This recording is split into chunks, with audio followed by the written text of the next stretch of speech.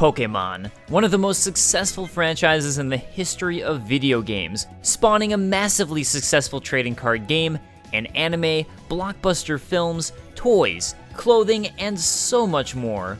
While the main entries in this beloved series have remained relatively faithful to their tried and true formula, they've still seen new ideas that have helped them influence future games. And with that, let's take a look at my top 10 Pokemon games to play, in no particular order. I still remember, to this day, when I first received my Nintendo Power with a feature about Pokemon and a mini comic of the anime featuring Ash meeting Pikachu. Before even playing the game, staring over the maps of the world of Pokemon, I was hooked. Something about this world just felt magical. Enter Pokémon Red and Blue, a game invented by Satoshi Tajiri thanks to his combined interest in collecting bugs as a child, the link capability of Game Boys allowing players to trade data, and wanting to be able to trade rare items in Dragon Quest with his friends who'd found rare items he hadn't. The game truly felt like it was made with love and care, with it having its own fleshed out universe. It was a world where people worked together with Pokemon who would help them travel or destroy obstacles in the way, as well as fight. And little nuances, like Magikarp being the weakest joke of a Pokemon evolving into the intimidating and strong Gyarados, were just the right kind of quirks to bring the world to life. And while other Pokemon games iterated on Pokemon, and you could argue to an extent made it better, this game set the stage for all of the Pokemon games to come and was so good at what it did that even today, the formula hasn't strayed too far. Not only that, but I would argue one of the things about Red and Blue I personally loved was that it felt more feasible to become a true Pokemon master. While the world of Pokemon is more vibrant than ever today, with 898 Pokemon, Red and Blue was a more simple time with only 150 Pokemon total, or 151 if you count Mew, or 152 if you also count Missing No. And so long as you traded with friends, you could actually collect every single Pokemon in this singular game, even Mew, who you can actually get thanks to a glitch. This will be contentious, but for myself, this is something I actually really prefer about Red and Blue, and that feeling of finally catching Tauros, my 150th Pokemon, in the nightmare that was Safari Zone, is something I'll never forget. At its heart, Pokemon was a game about collecting, and for the avid collector like myself, that act alone made it worth playing. But what if you took that idea and instead made it so you were essentially collecting photos? That's what Pokémon Snap did. The game put you on a relatively linear track where you were tasked with taking photos of the various Pokemon on your course. Your goal was simple enough: take photos of every Pokemon. But the game made it so many of them would only appear within certain conditions you could trigger by interacting with the course. This created a puzzle element to the game, where you were tasked with figuring out how to make a Pokemon act in more interesting ways for better photos, how to make certain Pokemon appear in the first place, and how to open up new paths that would take you to new courses. While the game is, unfortunately, rather short, it goes to show how a simple concept executed well can be far more fun than many complex games. The simple act of solving puzzles and collecting photos of the various cute and/or cool Pokemon in clever ways was all the game needed to be unique and memorable for an entire generation who played games on the N64. And thanks to its popularity, the game finally saw a sequel released in 2021, which was similarly well received.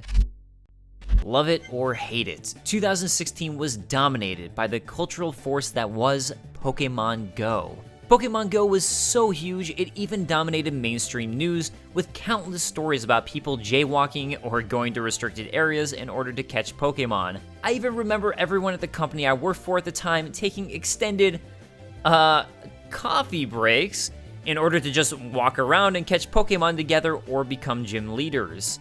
While 2016's massive surge in Pokemon Go success was a bit of a flash in the pan, as the features were at that time pretty limited, a faithful core audience remained and still remains to this day, with the game receiving several updates that have completely enhanced the experience.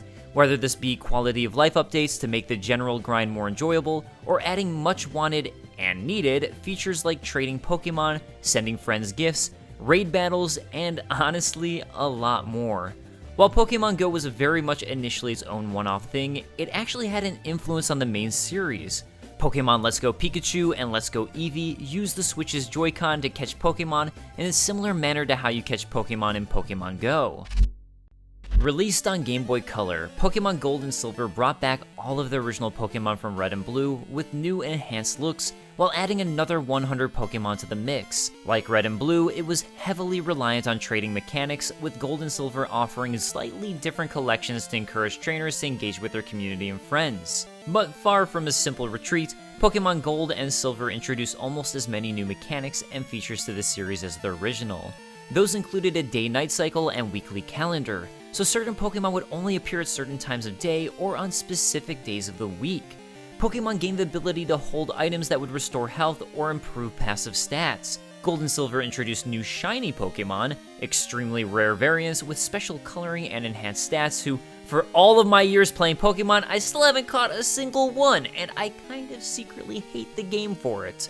Gold and Silver also added not one, but two new Pokémon types, Steel and Dark, to counter Poison and Psychic Pokémon, respectively. And they introduced Pokémon breeding, which let players pair their favorite monsters to produce a new egg that would hatch into Pokémon that inherited stat bonuses from its parents. In addition to the 8 gyms in the Johto region, Gold and Silver actually took players back to the original Kanto setting of Red and Blue for a second set of badges, effectively making the experience feel like 2 games in 1.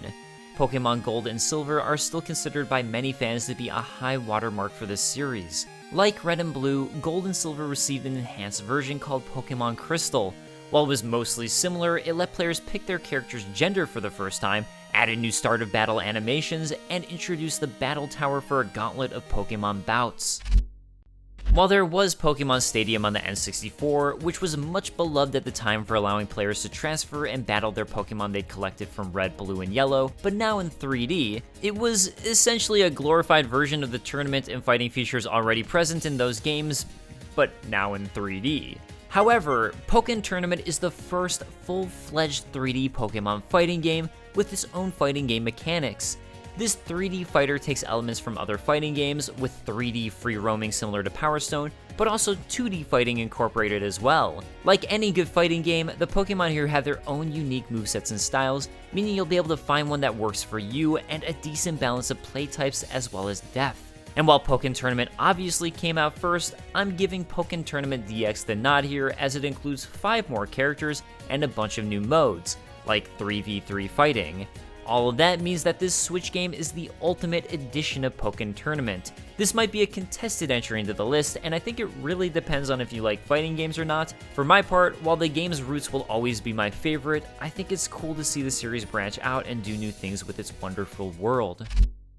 The first entries on the 3DS, Pokémon X and Y, were released in 2013, but remained popular for a long time afterward due to their sheer quality, game balance, and wealth of features. These entries were the first to use a fully 3D presentation and introduced the new Fairy Pokemon type to help counterbalance the powerful Dragon type. This generation also introduced the new Mega Evolutions, which would let fully evolved Pokemon temporarily take on a special new form. And on top of all of that, the game's still peppered in new content and quality of life features like Sky Battles, Horde Battles, and a Tamagotchi-like mode called Pokemon Ami. While they stuck to tradition like many other Pokemon games of its era, X and Y were just well crafted enough that fans didn't mind too much. The Game Boy Advance brought the 3rd generation of Pokemon games, Ruby and Sapphire. While at this point, Pokemon was starting to see a similar formula forming in a new truckload of monsters to collect, a new story, and some new features, that's not necessarily a bad thing when it's done well. As Ruby and Sapphire was released to the Game Boy Advance, which was far more advanced than the Game Boy Color, that meant the game looked much more vibrant than Silver and Gold. On top of that, Pokemon Ruby and Sapphire introduced double battles that used 2 Pokemon at a time. These versions brought about Pokemon abilities for further strategic customization. Plus, you could link up with up to 4 players at a time instead of only 2. The second Nintendo 3DS Pokemon entries felt notably different from a lot of their predecessors, and this could be in part because of the new tropical setting based loosely on Hawaii called Alola. The environment and the look of the characters was vastly different than anything that came before, and as someone who absolutely loves Hawaii and tropical locations, this honestly really clicked with me. While it might not matter for everyone, this shift in environment and attitude was enough to really interest me and bring me back into a series that, as much as I love it, can at times feel repetitive. Sun and Moon included a few new features as well, like an increased level of character customization. It also brought about new Alolan forms of Pokemon, regional variants of classic faves that, according to the lore, evolve differently depending on their environment. And if you don't love the new version of Exeggutor, I don't know what to say, because it is amazing. This idea of regional variants ended up being carried forward to the subsequent Sword and Shield. Pokemon Black and White's plot is anything but black and white. I throw the dad jokes in when I can. You see, while Pokemon has always had a kid-friendly vibe and a magical world, at the end of the day, you're kinda, sorta, using your Pokemon for what are essentially dogfights. And Black and White finally addressed that issue. The main antagonist of the game is Team Plasma, whose leader, N, sees Pokemon as friends rather than tools and wants to liberate them from their trainers, who he believes is oppressing them. And while the moral of the story ended up being that Pokemon like being used as tools in fighting machines, you know, it was still an interesting question for a little bit. Pokemon Black and White included new features like a changing of the seasons that would open up new areas and impact the look of a couple of Pokemon themselves. You could also take part in triple battles with a team of 3 Pokemon, allowing for some more complex combat tactics like combination moves. Most importantly, the game featured my boy Oshawott, or as I lovingly named him, Bubble Magoo. Although, while Duwat is pretty cool, I'm not sure how I feel about Samurott. To be honest, while I absolutely loved Pokemon Blue and always enjoyed the Pokemon games since, Pokemon's 4th generation in Pokemon Diamond and Pearl on the Nintendo DS was the first one I truly got absorbed into after Blue.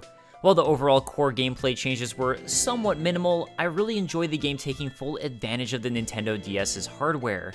Notably, Diamond and Pearl had the first appearance of the Global Trade Station, or GTS, meaning that by taking advantage of the DS's Wi-Fi connection, players from all over the world could connect and trade their Pokemon, and you would get plenty of Pokemon with super weird names that weren't nearly as cool as Bubble Magoo. As Pokemon Diamond and Pearl utilized the Nintendo DS hardware, you had a Pokétech on your bottom screen, which was essentially a smartwatch with various applications you could earn throughout the game, like a friendship checker or berry searcher. I think outside of nostalgia and what game you played first, for some, your favorite Pokemon game might also be based around the Pokemon designs within the game. And personally, I feel like Gen 4 has some of the stronger designs. I'm one of those players who gets super attached to my favorite Pokemon, and as someone who likes Weasels and Ferrets, Weasel and Floatzel were absolutely awesome. Also, lest we forget, this was the Pokemon that Drifloon came from. Drifloon, who were known for, and I quote from Sun and Moon, "Stories go that it grabs the hands of small children and drags them away to the afterlife. It dislikes heavy children. If for some reason its body bursts, its soul spills out with a screaming sound." So there you have the 10 best Pokemon games to play, according to myself. I really believe this is going to be deeply personal based on your own experiences, preferences, and nostalgia. So let me know what you think are the 10 best Pokemon games, and honestly, if you think I missed something, or Sword and Shield deserved a spot, feel free to tell me why I'm wrong in the comments below. And I'll see you guys next time.